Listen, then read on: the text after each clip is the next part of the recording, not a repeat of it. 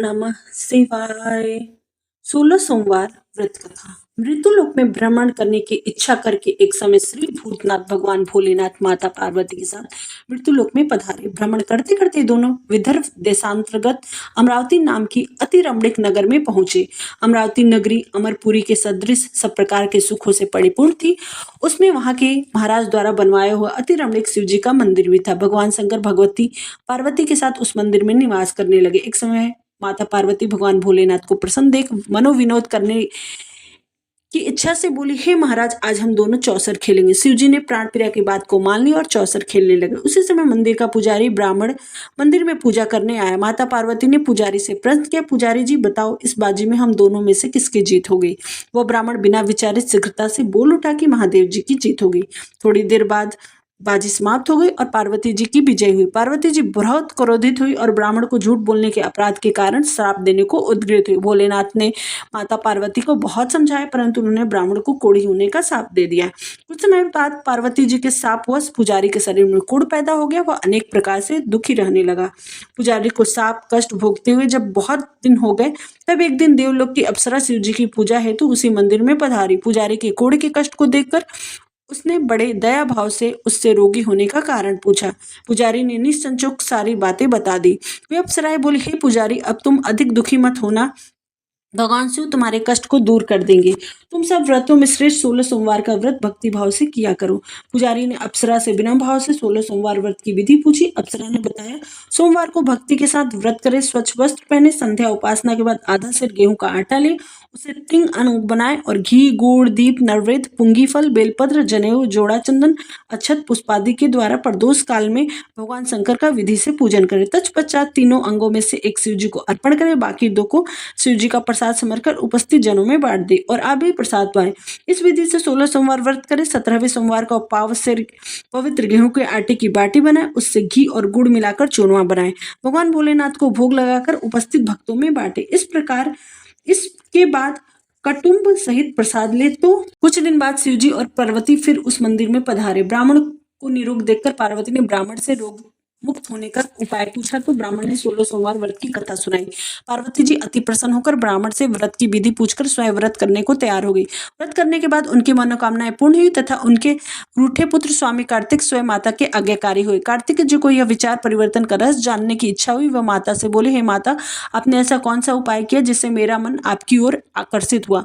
माता पार्वती जी ने वही 16 सोमवार व्रत की कथा उनको सुनाई। कार्तिक जी ने कहा, इस व्रत को मैं भी करूंगा, क्योंकि मेरे प्रिय मित्र ब्राह्मण बहुत दुखी दिल से प्रदेश गया है, हमें उससे मिलने की बहुत इच्छा है। कार्तिक जी ने भी इस व्रत को किया तथा उनका प्रिय मित्र मिल गया।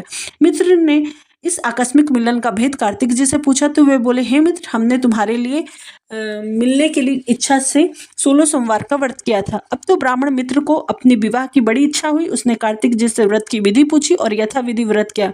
व्रत के प्रभाव से जब वह किसी कारणवश विदेश गया तो वहां के राजा की लड़की का स्वयंवर था। राजा ने प्रण किया था कि जिस व्यक्ति के गले में सब प्रकार से अलंकृत हथनी माला डालेगी, तो मैं उसी के साथ अपनी प्यारी पुत्री का विवाह कर दूंगा। शिव जी की कृपा से वह ब्राह्मण भी स्वयंवर देखने की इच्छा से राजसभा में एक और बैठ गया। नियत समय पर हथनी आई और उसने जयमाला उस ब्राह्मण के गले में डाल दी। राजा ने अपनी प्रतिज्ञा के अनुसार बड़ी धूमधाम से अपनी कन्या का विवाह उस ब्राह्मण के साथ कर दिया। ब्राह्मण को बहुत सा धन और सम्मान देकर संतुष्ट किया गया। ब्राह्मण सुंदर राजकन्या पाकर सुख से जीवन व्यतीत करने लगे। एक दिन राजकन्या ने अपने पति से प्रश्न किया, हे प्राणनाथ, आपने ऐसा कौन सा भारी पुण्य किया था जिससे प्रभाव से हथनी ने सब राजकुमारों को छोड़कर आपको वरण किया? ब्राह्मण बोले, हे प्राण प्रिय, मैंने अपने प्रिय मित्र कार्तिक की कथा अनुसार 16 सोमवार का व्रत किया था, जिसके प्रभाव से मुझे तुम जैसी स्वरूप कला पत्नी की प्राप्ति हुई। व्रत की महिमा सुन राजकन्या को आश्चर्य हुआ। वह भी पुत्र की कामना करके व्रत करने लगी। शिवजी का दया से उससे गर्भ से एक अति सुंदर सुशील धर्मात्मा और विद्वान पुत्र की उत्पत्ति हुई। माता पिता दोनों उसे देवपुत्र को पाकर अति प्रसन्न हुए और उसका लालन पालन भले प्रकार से करने लगे। जब पुत्र समझदार हुआ तो एक दिन उसने अपने माता से प्रश्न किया कि हे माँ, तुमने कौन सा व्रत एवं तप किया जो मेरे जैसा पुत्र तुम्हारे गर्भ से उत्पन्न हुआ? माता ने 16 सोमवार व्रत की विधि पुत्र को बताई। पुत्र ने सब तरह से मनोरथ पूर्ण करने वाले सरल व्रत को सुना तो वह भी राज्याधिकार पाने की इच्छा से हर सोमवार को यथाविधि यह व्रत करने लगा। व्रत शुरू होने के बाद एक देश के वृद्ध राजा के दूतों ने आकर उसको राजकन्या के लिए वरण किया। राजा ने अपनी पुत्री का विवाह करके ऐसे सर्वगुण संपन्न ब्राह्मण युवक के साथ करके बड़ा सुख प्राप्त किया। वृद्ध राजा के दिवगत हो जाने पर उसी ब्राह्मण युवक को सिंहासन पर बैठाया, क्योंकि दिवगत राजा के कोई पुत्र नहीं था। राज्य का उत्तराधिकार होकर भी वह ब्राह्मण पुत्र 16 सोमवार का व्रत करता रहा। जब 17वां सोमवार आया तो विप्र पुत्र ने अपने प्रियतमा से पूजन सामग्री लेकर शिव पूजा के लिए शिवालय में चलने को कहा, परंतु उसकी पत्नी ने उसकी आज्ञा की परवाह न की। दास दासियों द्वारा सब पूजन सामग्री शिवालय भिजवा दी, परंतु अपने नहीं गई। जब राजा ने शिव जी का पूजन समाप्त किया तब आकाशवाणी हुई कि हे राजा, आपने इस रानी को राजमहल से निकाल दे, नहीं तो यह तेरा विनाश कर देगी। आकाशवाणी सुनकर राजा के आश्चर्य का ठिकाना नहीं रहा। उसने मंत्रागढ़ गृह में आकर अपने सभासदों को बुलाकर पूछा, हे मंत्रियों, मुझे आज शिव जी का आकाशवाणी हुई है कि राजा तू अपनी इस रानी को निकाल दे, नहीं तो यह सर्वनाश कर देगी। राज्य में मंत्री तथा सभासद आदि सब विस्मय और दुख में डूब गए, क्योंकि जिस कन्या के कारण राज मिला, राजा उसी को निकालने का जाल रच रहा है। यह कैसे हो सकेगा? राजा ने अपनी पत्नी को राजमहल से निकाल दिया। रानी दुखी हृदय से भाग्य को कोसती हुई नगर के बाहर चली गई। बिना पदत्राण, फटे वस्त्र पहने, भूख से दुखी धीरे धीरे चलकर वह एक ग्राम में पहुंची। वहां एक बुढ़िया सूत काटकर बेचने जा रही थी। रानी की करुणा दशा देखकर बोली, चल तू मेरी सूत बिकवा दे, मैं वृद्ध हूँ, भाव नहीं जानती हूँ। यह बात सुन रानी ने बुढ़िया के सिर से सूत की गठरी उतारकर अपने सिर पर रख ली। थोड़ी देर बाद आंधी और बुढ़िया का सूत पोटली सहित उड़ गया। बेचारी बुढ़िया पछताती रह गई और रानी को अपने से दूर रहने को कहा। इसके बाद रानी एक तेली के घर गई।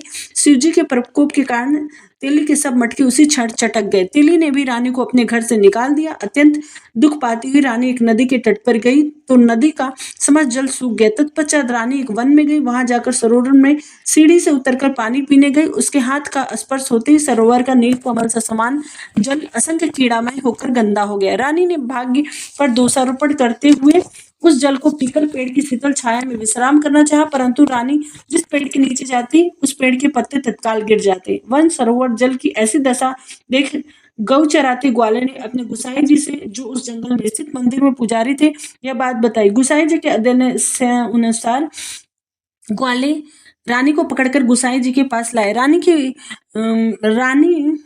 की मुख कोटी और शरीर शोभा देख गुसाई जी जान गए कि अवश्य ही कोई विधि की गति की मारी कुलीन स्त्री है। पुजारी ने कहा, पुत्री, मैं तुमको अपनी पुत्री के समान रखूंगा, तुम मेरे आश्रम में ही रहो, मैं तुमको किसी प्रकार का कष्ट नहीं दूंगा। गुसाई जी के वचन सुनकर रानी को धीरज हुआ, आश्रम में रहने लगी। रानी जो भोजन बनाती उसमें कीड़े पड़ जाते, जल भर कर लाती उसमें भी कीड़े पड़ जाते। रानी की यह दशा देख गुसाई जी को भी बहुत दुख है और रानी से बोले, हे बेटी, तुम्हारे ऊपर कौन से देवता का कोप है जिससे तुम्हारी ऐसी दशा है? पुजारी की बात सुन रानी ने शिवजी महाराज के पूजन का बहिष्कार करने की बात बताई तो पुजारी शिवजी महाराज की अनेक प्रकार से स्तुति करते हुए रानी से बोले कि पुत्री, तुम सब मनोरथ पूर्ण करने वाले 16 सोमवार व्रत को करो, उसके प्रभाव से अपने कष्टों से मुक्त हो सकोगी। गुसाई जी की बात मानकर रानी ने 16 सोमवार व्रत किया और 17वें सोमवार को विधि विधान सहित पूजन किया। उस पूजन के प्रभाव से राजा के हृदय में विचार उत्पन्न हुआ कि रानी को गए बहुत समय व्यतीत हो गए हैं, न जाने कहाँ कहाँ भटकती होगी, उसे ढूंढना चाहिए। यह सोचकर रानी की तलाश करने के लिए राजा ने चारों दिशाओं में दूत भेजे। वे दूत रानी को ढूंढते हुए पुजारी के आश्रम में पहुंचे। वह रानी को पाकर पुजारी से रानी को अपने साथ ले जाने का आग्रह करने लगे, परंतु महाराज को रानी का पता बतलाया। रानी का पता पाकर राजा स्वयं पुजारी के आश्रम में गए और पुजारी से प्रार्थना करने लगे, महाराज, जो देवी आपके आश्रम में रहती है वो मेरी पत्नी है। शिवजी के कोप से मैंने इसको त्याग दिया था। इन पर से शिवजी का प्रकोप शांत हो गया, इसलिए मैं इन्हें लेने आया हूँ। आप इनको मेरे साथ जाने की आज्ञा दीजिए। गुसाई जी ने राजा के एक वचन को सत्य समझकर रानी को राजा के साथ जाने की आज्ञा दी। गुसाई की आज्ञा पाकर रानी प्रसन्न होकर राजा के साथ नगर में आई। नगरवासियों ने नगर के द्वारा तथा नगर को तोरण एवं बंदरवारों से विधिवत सजाया। घर घर में मंगल गान होने लगे। पंडितों ने विविध वेद मंत्रों का उच्चारण कर अपनी रानी का स्वागत किया। ऐसी अवस्था में रानी ने पुनः अपनी राजधानी में प्रवेश किया। महाराज ने ब्राह्मणों को अनेक तरह से धनादि देकर संतुष्ट किया। याचकों को धन दान, नगरी में स्थान स्थान पर सदाव्रत खुलवाए, जहाँ भूखे लोगों को भोजन मिलता था। इस प्रकार से राजा शिवजी की कृपा का प्राप्त पात्र हो राजधानी में रानी के साथ अनेक तरह के सुखों को भोग करता सोमवार व्रत करने लगा। विधिवत शिवन पूजन करते हुए इस लोक में अनेक सुखों को भोगने के पश्चात दोनों शिवपुरी को पधारे। जो मनुष्य मनसा वच्चा कर्मणा सहित 16 सोमवार का व्रत एवं पूजन इत्यादि विधिवत करता है, वह इस लोक में समस्त सुखों को भोगकर अंत में शिवधाम को प्राप्त होता है। यह व्रत सब मनोरथ को पूर्ण करने वाला है।